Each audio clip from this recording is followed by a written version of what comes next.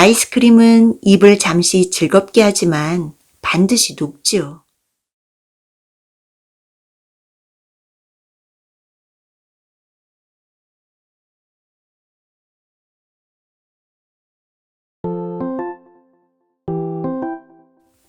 안녕하세요. 그림으로 말 걸기의 짝짝이입니다. 책 속 세계와 일상 속 세계, 꿈속 세계의 경험을 그림으로 기록하고 말 걸게 하려고 하는데요. 오늘은 책 속 세계를 그림으로 말 걸기 하겠습니다. 연세대학교 심리학과 교수로 행복에 대한 강의를 하시고 책을 쓰시는 서은국 교수님의 행복의 기원이라는 책을 소개하고 행복에 대해 함께 생각해보는 시간을 가져보려 합니다. 저는 책을 접하기 전에 4월에 방영했던 차이나는 클래스라는 TV 프로그램에서 서은국 교수님의 강연을 우연히 시청하게 되었는데요. 제가 막연하게 생각하고 느꼈던 행복이 착각과 오해로 덮여 있었음을 깨닫게 해주셨네요. 우리는 왜 행복을 경험할까요? 행복은 이성적일까요? 본능적일까요? 우리는 행복하기 위해 사는 걸까요? 살기 위해 행복감을 느끼는 걸까요? 내 인생에 무엇이 있어야 행복할까요? 여러분은 어떻게 생각하세요? 우리는 종종 이런 말들을 듣곤 하죠. 행복해지기 위해 의미를 찾아라. 가진 것에 만족해라. 긍정적인 생각을 가져라. 저 또한 그런 생각들을 마음에 담고 행복에 다가가는 노력을 했던 사람 중 하나인데요. 그런데 그런 조언과 지침들이 뜻대로 되던가요? 서은국 교수님은 이런 조언에 일침을 놓습니다. 행복은 생각이 아니기 때문에 생각을 바꾼다고 해서 행복해지기란 거의 불가능하다고요. 행복은 본질적으로 감정의 경험이지 머리에서 만들어내는 생각과 가치가 아니라는 것입니다. 예를 들어 우리가 용돈을 받고 즐거워할 때 느끼는 행복은 돈 자체에 있는 것이 아니라 돈이라는 자극이 뇌의 특정 부위를 흥분시켜 좋다라는 경험을 합성해낸다는 것이죠. 저는 행복에 대해 저 멀리 무지개 너머를 떠올리며 가치 지향적이고 인간이 추구하는 궁극적인 목표가 행복이라는 아리스토텔레스적인 행복론에 더 가깝게 생각하며 살아왔던 것 같습니다. 하지만 서은국 교수님은 행복의 실체는 인류가 생겨나 진화되는 과정 속에서 생존과 번식을 위한 원초적인 모습에 가깝다고 얘기하는데요. 조상들이 음식을 먹고 이성과 살이 닿을 때 좋았던 그 행복감이 또다시 사냥과 이성 찾기에 전념하게 되고 그런 이들이 유전자를 남겨 지금의 후손이 있는 것이라고 말합니다.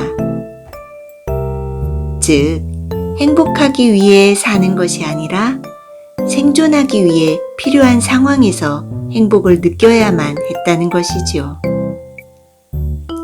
결국 생존, 번식, 행복은 진화의 산물인 것이고 모든 생각과 행위의 이유는 생존을 위한 것이라는 거지요.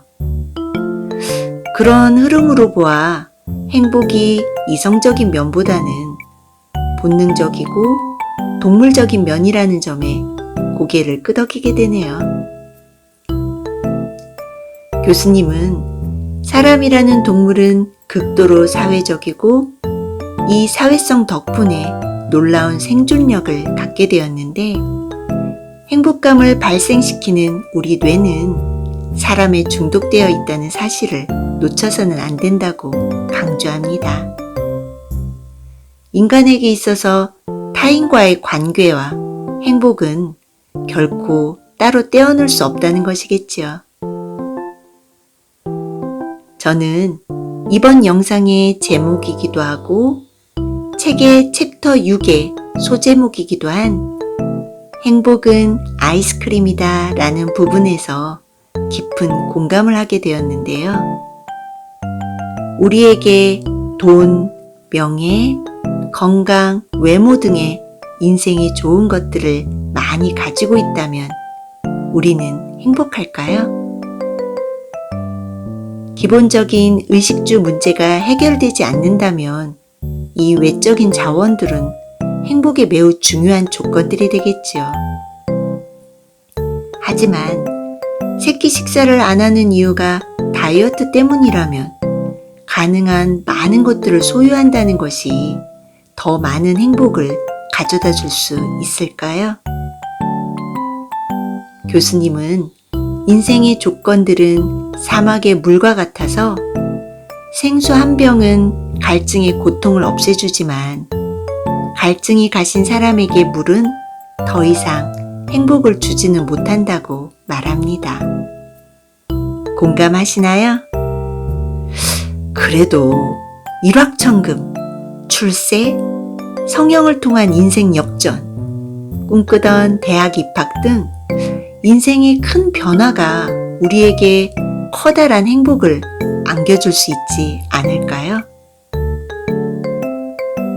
사람들은 화려한 변신의 순간에만 주목하지 그 후의 삶을 구성하는 많은 시간들에 대해 미처 생각하지 않는다고 교수님은 말합니다.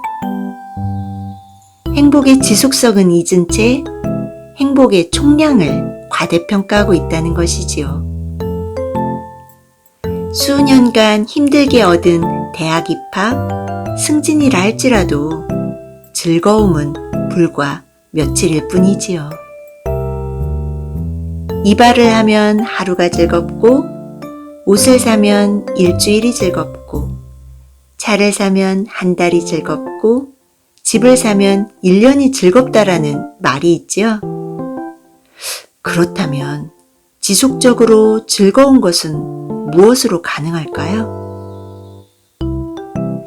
행복은 한 방으로 해결되는 것이 아니라 모든 쾌락은 곧 소멸하기에 한 번의 커다란 기쁨보다는 작은 기쁨을 여러 번 느끼는 것이 필요하다고 말합니다.